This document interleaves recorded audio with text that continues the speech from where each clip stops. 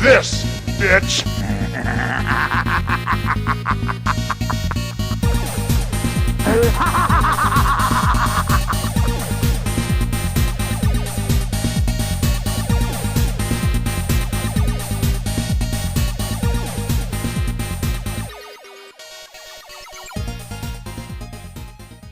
J'ai la plume tremblante, la pleine lune m'embrume. Ma critique se doit d'être percutante. Entre le rêve et la réalité, je m'attaque à un classique jusqu'au crépuscule. Les Griffes de la nuit, réalisé par le professeur de l'horreur, le regretté Wes Craven. Créateur d'œuvres séminales méritant tous les honneurs. Revenons au début d'une carrière phénoménale. Craché au monde au début de la Seconde Guerre mondiale, le jeune Wes est élevé au sein d'une famille pieuse de baptistes. Éduqué à coups de ceinture et de sermons apocalyptiques. Prospérer dans un milieu de cubénie peut créer des fêlures, propices à dézinguer tout ordre moral. Élève studieux, le jeune homme obtient sans difficulté une maîtrise en philosophie. Devenu jeune professeur, il déménage à New York, se faisant la main sur des documentaires alimentaires. Wes a des ambitions artistiques, et en 1972, un véritable auteur prend forme, avec La dernière maison sur la gauche. Avec ce film d'horreur réaliste, il transgresse les codes avec une certaine allégresse. Son film crapoteux fera école. Un sous-genre émerge de la fange, le film de viol et de revanche. Du cinéma putassier ayant la vertu d'une verrue sur un gland. En 1975, Wes Craven continue son chemin dans la débauche, en tournant un porno sous pseudo. The Fireworks Woman. Gentiment baroque, on suit les fantasmes d'une femme à la sexualité fiévreuse, concluant sur une note particulièrement tendancieuse. Après cette escapade polissonne, le cinéaste retourne dans l'horreur, en 1977 avec le célèbre La colline à des yeux, survival mal fagoté dans la lignée du Délivrance de John Boorman. Le long métrage a horriblement vieilli. Le remake d'Alexandre Aja le supplante aisément par sa radicalité et sa plastique.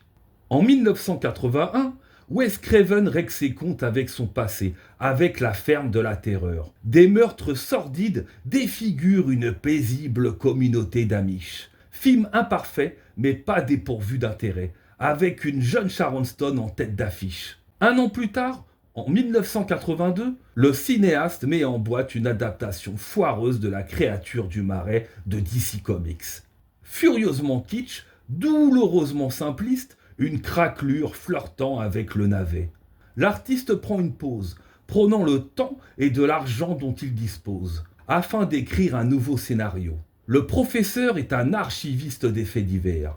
Il se rappela d'une histoire extraordinaire, paru dans la Gazette du Los Angeles Times. Une famille de réfugiés rescapés d'un camp de la mort du sud de la Chine se réfugièrent aux États-Unis, loin de l'infamie et de la famine.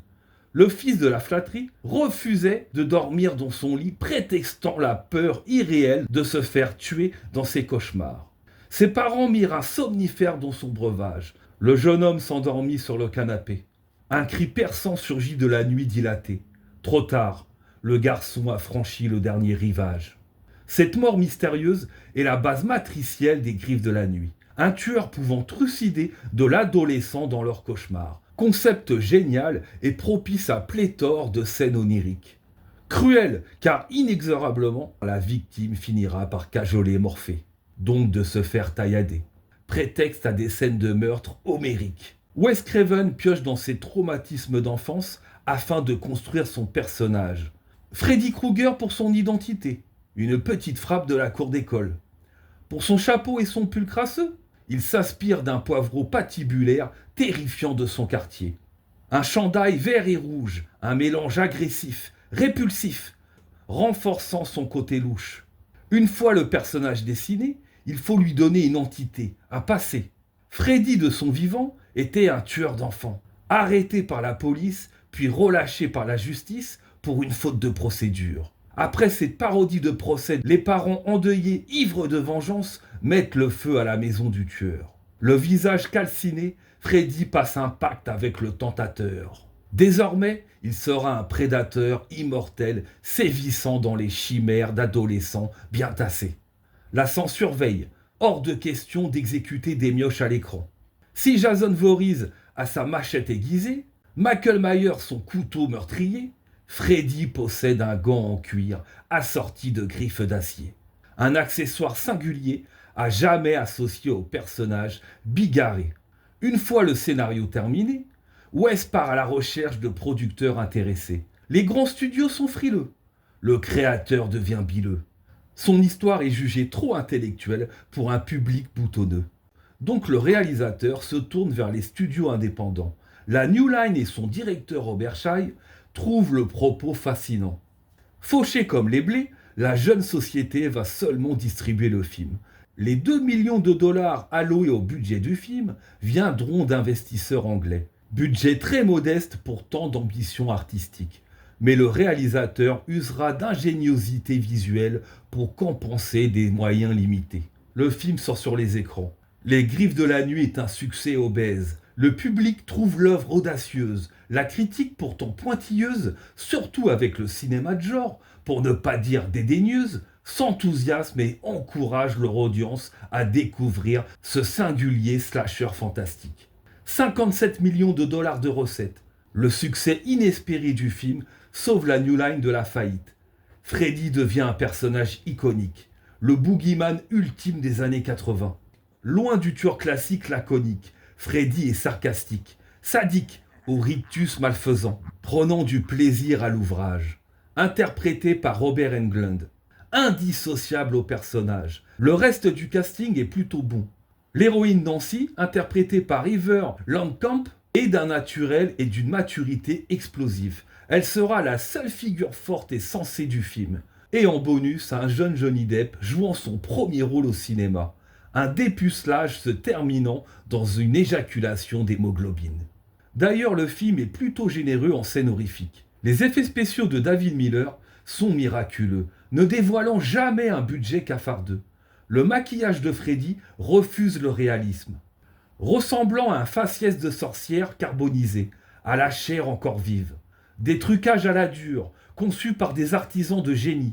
La langue sortant du téléphone, ou les griffes s'approchant dangereusement de l'intimité de Nancy dans la baignoire. Sont des effets pratiques simples mais magiques, renforçant le côté libidineux de Freddy. Mais le moment de bravoure arrive étonnamment tôt. Un ballet horrifique sans presque une once de musique. Son corps se colle au plafond. Ses hurlements rythment la danse. La chair se déchiquette. Et la victime retombe tel un pantin désarticulé. Un moment horriblement gracieux à jamais immortalisé. Si la musique se fait discrète, c'est pour accentuer l'horreur de la scène. Mais la bande originale sait s'imposer avec parcimonie.